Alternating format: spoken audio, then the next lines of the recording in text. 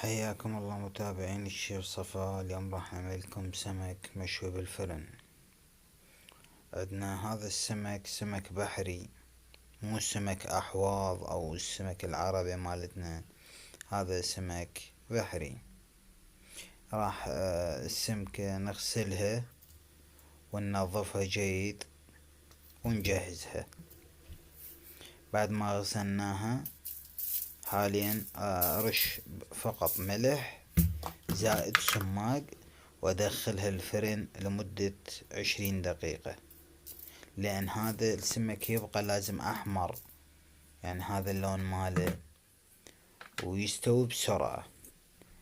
بعد ما طلعناها من الفرن نضيف عليها عصير الليمون ورشة سماق وتقدم مع السلطة، وان شاء الله تنال اعجابكم. ملاحظة اعيدها مرة ثانية، هذا السمك بحري مو سمك احواض. يجيني شخص يقول لي ليش ما مستوي زين، لا، هذا يبقى لونه هذا اللون، ينطع له حمار. تحياتي